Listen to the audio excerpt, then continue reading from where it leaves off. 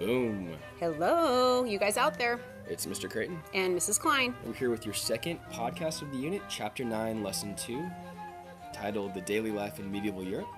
In this podcast, you will learn about daily life in medieval Europe. As we're going through this, I want you guys to think about how life is different for the manor life compared to those that lived in the towns. So town life compared to manor life.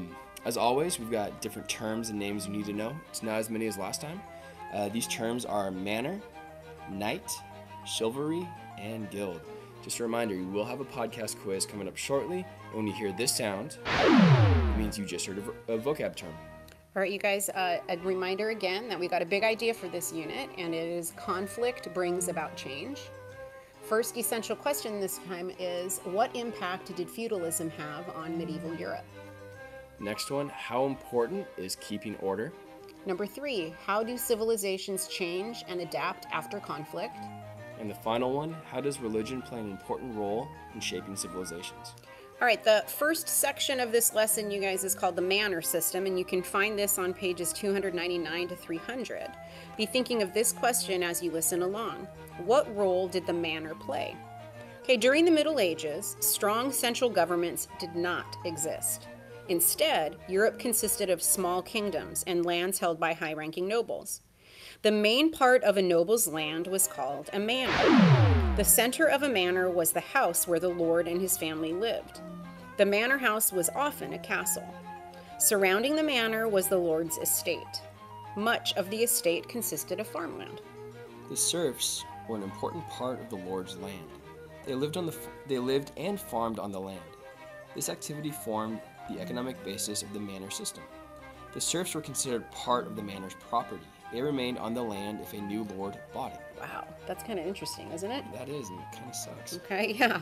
Okay, all right. The next paragraph is, the land on the manor supplied the people living there with most of the things that they needed. So it's kind of self-sufficient, which is kind of cool. Yeah.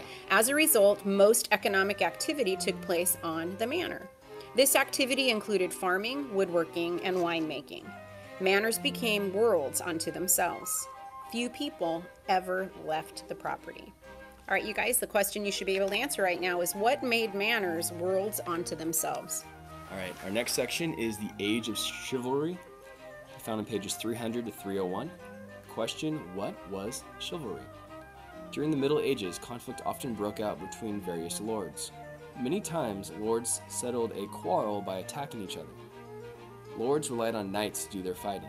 Knights were vassals or lesser nobles who fought for lords in return for land. Knights were more than just professional fighters. They were expected to live by a code of honor known as chivalry. According to this code, knights were expected to be loyal to their lord and brave in battle. They also had to show a strong religious faith and a willingness to defend Christianity.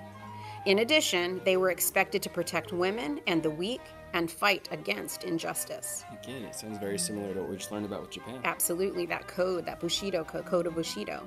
All right, the question you should be able to answer right now is, what did the code of chivalry require of knights? All right, guys, our final section is the growth of towns. You can find this on pages 301 to 302.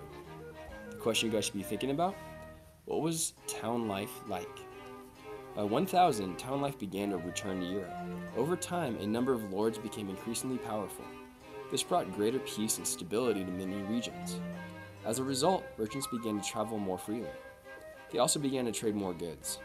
Wherever merchants settled, builders and tradespeople gathered around them. Soon, towns began to form. During the Middle Ages, most towns were dirty, crowded, and busy. In the center of most towns were a market square and a cathedral. The streets were narrow and usually not paved. After a rain, the streets often turned to mud. Most of the houses were made out of wood, and they easily caught fire. In towns, people with the same occupation formed groups called guilds. Many guilds were formed by tradespeople, such as goldsmiths and bankers. Guilds made rules that controlled the quantity and quality of production. The guilds also made sure that their members found employment. The question you guys should be able to answer right now, what led to the growth of medieval towns? All right, as a reminder, you guys, you're going to have that podcast quiz coming up, and you've got the 4 vocabulary terms for this lesson. They are manor, knight, chivalry, and guild. Make sure you're ready to go for that podcast quiz. All right, guys, bye. Sounds good.